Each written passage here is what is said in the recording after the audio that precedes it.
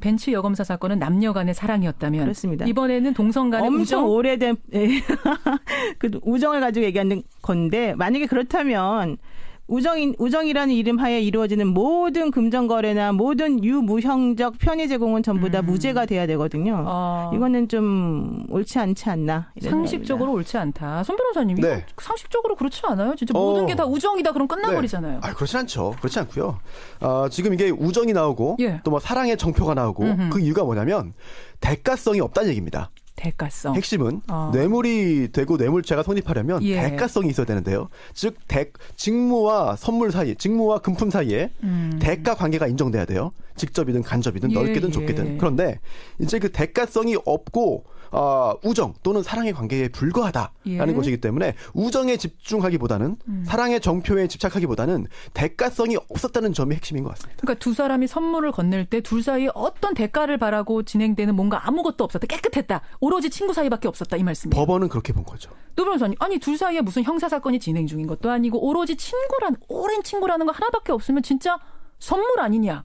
어떻게 생각하세요? 그래서 그 현재 그 뇌물죄의 문제가 뭐냐면 예. 대가성하고 직무 관련성을 엄격히 따지기 때문에 그 특정 그 돈을 받은 시점이나 경제적 재산적 이익을 향유한 시점과 예. 그 공여자의 입장에서 어떠한 혜택을 받은 시점이 서로 일치하지 않는 경우에는 예. 대부분의 경우에 무죄가 나올 가능성이 커졌단 말이에요. 그래서 우리가 그런 맹점을 보완하기 위해서 나온 개념이 포괄일죄라고 하는 개념이에요. 포괄? 예, 그러니까 그 포괄적 뇌물에 대해서 뇌물죄?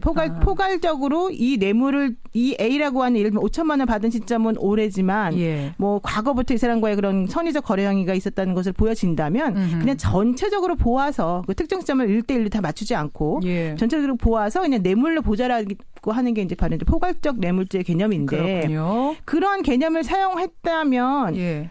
이것을 대해서 왜 뇌물이 아니라고 보는지 좀 의문이 된다는 거예요. 왜냐하면 예.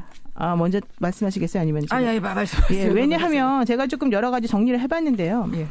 그 진경준 검사장이 검사로서의 위치가 물론 매우 중요하기도 하지만요.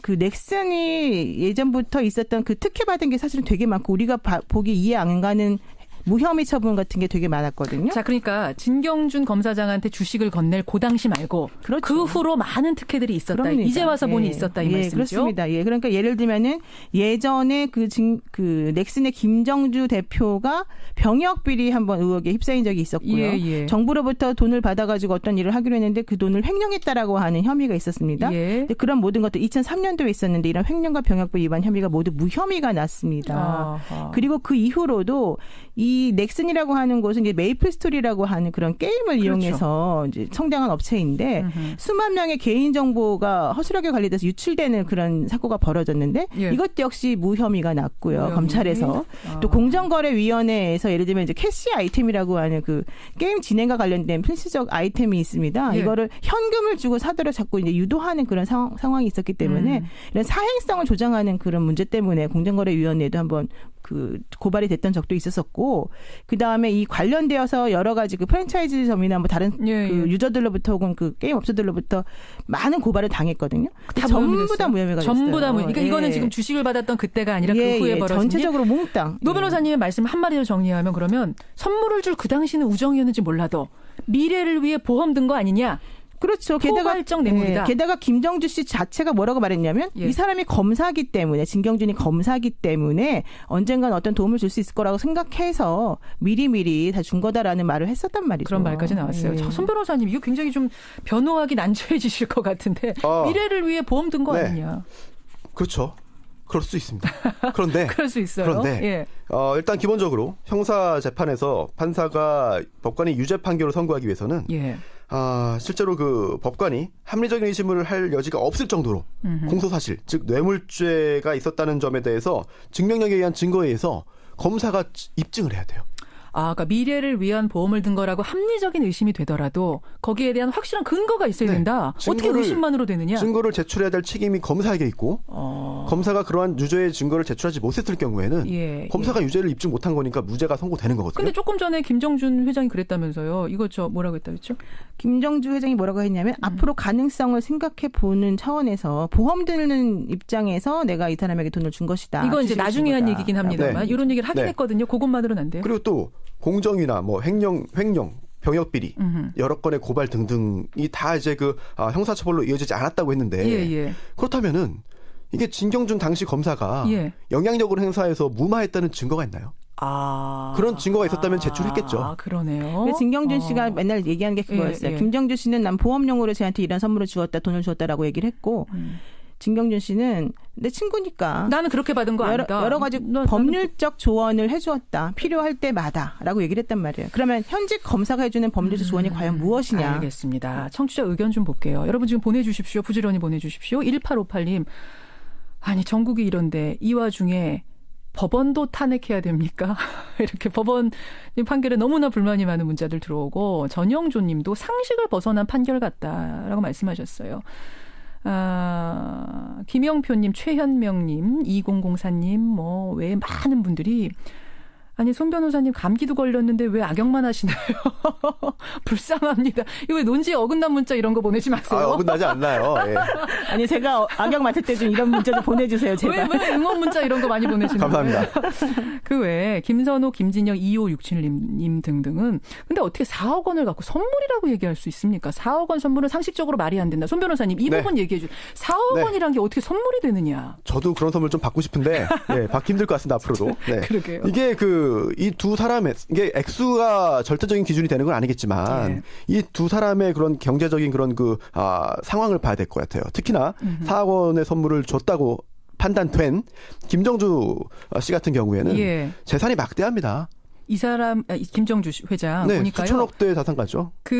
지금은 수조 원대래요. 수조 원인가? 네, 그리고 그때 이제 선물을 4억 원어치 주식을 줄 때는 정확하진 않아요. 그때는 이제 보고할 때가 아니라 수백억에서 한 1,000억 정도 되는 자산가였을 것으로 예상됩니다. 네, 물론 그렇게 큰 재산이 있기 때문에 4억 원이 일반적인 기준으로 볼 때 정말로 뭔가 부정한 대가를 바라고 또는 대가성이 있는 그런 뇌물로 단정하기 어려운 측면이 있지 않나. 그런 점도 이번 판결에 고려된 것 같습니다. 그러니까 수조 원대 부자한테 4억은 우리 일반인들이 4만 원 혹은 40만 원짜리 선물 친구한테 하는 것과 비슷한 거 아니겠느냐. 완전 유전무죄 무전유죄네요. 제가 잠깐 몇 가지만 포인트를 짚으면 이게 만약에 뇌물이 아니라면 진경준 씨가 왜 거짓말을 했느냐. 처음에 이 주식 대금 관련해서 처가에서 받은 것이다라고 했다가 그게 아니니까 또 넥슨에서 어쩌고 이런 얘기 많이 해서 왜 거짓말했냐가 첫 번째 이해가 안 가고요. 이게 진짜 떳떳한 거였으면 진경준 전 검사장 왜 처음부터 거짓말했느냐. 근데 물론 검찰에서 증거를 제대로 확보하지 못하고 기소를 한 부분에 있어서는 어느 정도 좀 검찰 탓을 할 가능성도 좀 있지만 이게 전체적으로 드러나지 않았다고 해서 그런 죄가 없는 건 아니기 때문에 이것을 판사님이 조금 그 판단 기준을 너무 엄격하게 적용하는 것은 오히려 맞지 않지 않나. 너무 좁게 적용한 거 아니에요? 그 말씀이신 거죠? 그리고 제가 사실은 진경준 1심 변호인들하고 얘기를 나눠봤습니다. 그러셨어요? 항소를 하려고 그러는데 여론이 너무 안 좋아가지고 좀 어떻게 해야 될지 모르겠다. 그래요? 아직 항소 안 했어요? 제가 통화했을 때까지만은 항소를 안 했었는데요. 지금 현재는 어떻게 되는지 모르겠고요. 근데 이제 문제는 그래서 내가 그래도 어쨌든 진경준 씨 입장에서는 매우 잘된 판결 아니냐라고 했더니 그렇지도 않아요라고 얘기를 하더라고요. 그건 무슨 말이에요? 그냥 4년을 그 수감 생활을 해야 된다는 것 자체에 매우 약간 멘붕에 빠져 있다라는 얘기 일부 유죄, 일부 무죄이기 때문에 4년은 살아야 되거든요. 그 얘기고. 이런 질문이 하나 들어왔어요. 근데 미래에 일어날 일, 벌어지지 않을 일까지 이 뇌물죄로 고려하기 시작하면 처벌의 범위가 너무 넓어지는 거 아닌가요? 하면서 예를 들어서 제가 어떤 교사인 친구한테 제 친구예요. 그래서 10만 원짜리 향수를 선물했는데 어떻게 이사 다니고 이러다 보니까 그 친구가 제 아이의 담임이 된 겁니다. 그러면은 그 친구가 제 아이의 담임이 될 건지 알고 선물한 게 아닌데 제가 대가를 바라고 준 게 되는 건가? 이러면 뇌물죄인가? 어떻게 생각하세요? 그 행위 시점에서 그 사람이 예전에 이 사람이 나에게 잘해주었으니까 좀 잘해주고 싶다. 이런 마음을 가지고 어떤 행위를 했다면 우정과 사랑으로 어떤 그런 행위를 했다면 예전에 받은 경제적 이익하고 현재 내가 한 행동이 부정행위가 되기 때문에 연관관계를 따져보면 사실은 뇌물이 될 수도 있는 거죠. 그래요? 우리가 보통 이제 사후수리죄, 사전수리죄 이런 얘기도 많이 하거든요. 근데 이제 요점은 그런 것보다도 우리가 사실은 김영란법이 왜 만들어졌습니까? 나한테 아무런 뭐 특별한 행위를 안 해줘도 커피 한 잔만 받아도 우리가 그 사람에게 조금 마음이 쏠리는 게 당연한 거잖아요. 그러니까 공정한 그런 업무와 그런 공적인 업무 처리에 있어서 그런 신뢰성을 훼손시킨다는 게 의미가 아니겠습니까? 실제로 재판부도 네. 고민을 많이 했어요. 그래요. 판결문을 보니까 유죄로 지금 이 부분에 대해서도 유죄로 의심되는 정황을 무려 3페이지 동안 적고 있습니다. 아, 의심되는 정황도 3페이지나 있어요? 굉장히 고심했다는 거를 겉으로 보여주고 싶었던 것 같아요. 의심스러운 정황을 다 적고 그렇지만 검사가 증거를 못 냈기 때문에 무죄라는 취지로 가고 있거든요. 그렇군요. 그런 고민을 했고요. 없어서. 또 하나가 지금 조금 전에 그 청취자분들께서 춘철분들 하신 말씀이 굉장히 중요한 부분이 있습니다. 그 부분에서 법원이 이번에 판결문으로 답을 했어요. 어떤 거예요? 직무대상 현안이 존재하거나 존재할 가능성이 높은 시점에 이익을 수수했을 때는 직무 관련성 그리고 대가성이 넓게 인정될 수 있다. 아, 그러니까 이 선생님이 제 아이와 제 친구인데 선생님이 친구인데 같은 학교예요. 반은 아니고. 이런 경우면 뇌물죄가 될 수 있는데 그렇습니다. 아예 지역도 다르고 뭐 이런 경우면은 뇌물죄가 아니다. 네, 반대로 직무 관련성, 대가성 인정 반대의 경우에 즉 직무 대상 현안이 존재하지 않거나 존재할 가능성이 낮다고 한다면 직무 관련성과 대가성의 그런 그 범위가 상대적으로 좁아질 수밖에 없다라는 표현을 쓰고 있습니다. 그렇군요. 자, 이 말을 듣고 근데 7590님, 최호중님 등은 근데요, 10만 원이 향수가 아니고 4억 아닙니까? 나중에 120억 원이 된 4억 아닙니까? 차원이 좀 다르죠. 이런 문자를 주긴 하셨는데, 어쨌든 재판부는 이 4억이든 향수든 똑같이 놓고 요 미래와의 관련성 여부를 봤다. 요렇게 되는 거예요. 결정을 좀 내려야 될 때가 됐는데, 이렇게 들어왔군요. 예. 0150님 문자 몇 개만 더 소개할게요. 0150님 우정으로 수억 원을 줄 수 있다면 그러면 김정주 회장이 그 당시 다른 친구들한테도 다 이렇게 줬는지 요거를 꼭 확인해 봐야 된다 하셨어요. 그리고 1335님의 많은 분들이 결국 억울하면 출세해야 되는 거군요. 예, 친구가 출세하니까 이런 선물도 받는군요. 이런 문자. 9796님 선생님들은 커피 한 잔도 안 되는 세상인데 높은 사람들은 법을 요리조리 잘도 피해갑니다. 이런 문자들 주고 계시는데 지금 문자 흐름 보면 아시겠지만 손 변호사님. 네. 오늘 굉장히 힘든 판결이 나올 것 같아요. 네. 각오하고 계시고요. 마감하겠습니다. 오늘 진경준 전 검사장에게 내려진 진경준 전 검사장이 받은 4억 원어치 주식 과연 뇌물이냐 우정의 선물이냐 우리 청취자 배심원들의 선택은 무려 97% 대 3%. 죄송해요, 송 변호사님. 97대 3으로 유죄, 뇌물죄가 맞다. 노 변호사의 손을 들어주셨습니다. 근데 우리 예상은 했어요, 사실. 그렇죠? 그렇죠. 그리고 이제 국민 법감정에 의하면 당연히 뭐 100% 뭐 유죄다라고 나와도 사실은 이상하지 않은 상황이었는데 이제 그래도 결국 법리라고 하는 것을 또 촘촘히 따져보지 않을 수가 없기 때문에 이런 현상이 벌어진 것 같고 많이 씁쓸합니다. 그래. 손 변호사님 한 말씀 하세요. 네. 아직 판결이 확정된 게 아니고요. 예. 항소한다고 한다면 다시 한번 또 이 부분에 대한 판단이 이루어질 것이기 때문에 과연 법원에서 최종적으로 어떤 판단을 할지 저도 궁금하고 법리적인 그런 검토가 좀 더 있어야 되지 않을까 생각합니다. 5843님은 꼭 환수해야 된다. 일반인들은 이 120억 원 얘기 듣고는 힘 빠져서 일이 손에 안 잡히실 정도래요. 이분은.